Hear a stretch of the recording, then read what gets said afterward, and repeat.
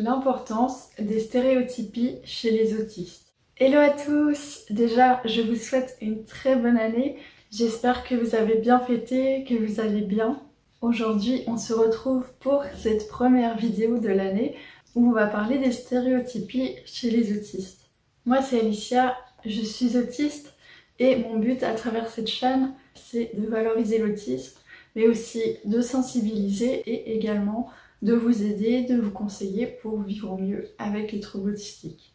Bien évidemment, je t'invite à t'abonner en cliquant sur le bouton rouge qui est juste en dessous. Comme ça, tu pourras avoir chaque semaine ta vidéo de conseils et d'explications autour des troubles autistiques.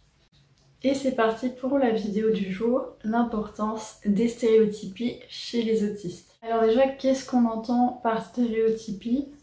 Eh bien, c'est d'avoir des comportements répétitifs, comme des gestes, des paroles, qui sont, comme leur nom l'indique, souvent très stéréotypés et qui n'ont pas de raison apparente.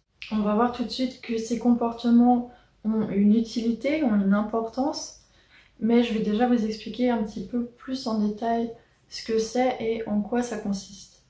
Les stéréotypies, on les retrouve dès le plus jeune âge. Elles peuvent s'estomper en grandissant, mais c'est pas toujours le cas.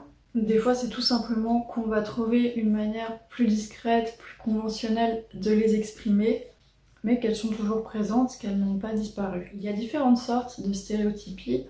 La plus connue, c'est celle qui implique le mouvement, les gestes, de bouger.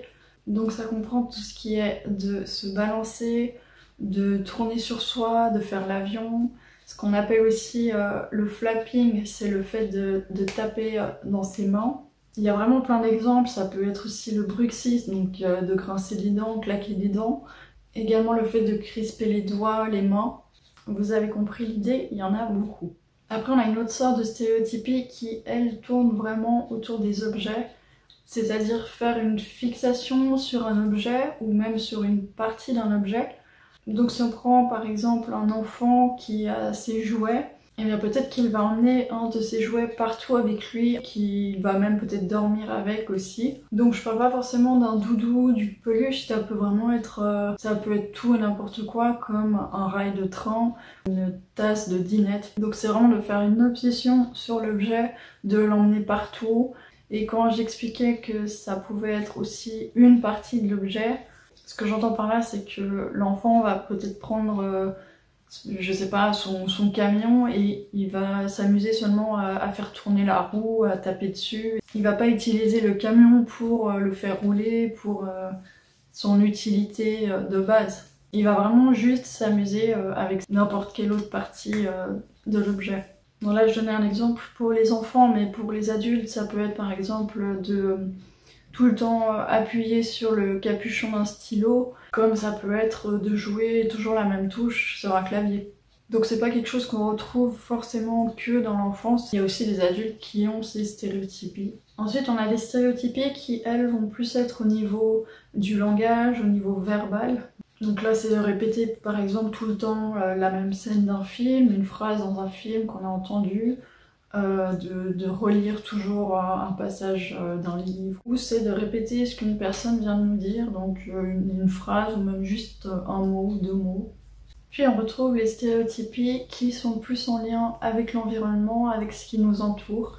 Donc être attiré très fortement par un bruit, par une odeur. Et à la même manière que pour l'objet, c'est aussi d'en faire une obsession. Et là encore une fois, il peut s'agir de n'importe quoi, donc on peut être très fortement attiré par l'odeur de l'essence, on peut aimer écouter en boucle le bruit d'un ventilateur, aimer le bruit que fait une chaîne de vélo. Donc encore une fois, ça touche vraiment à tout.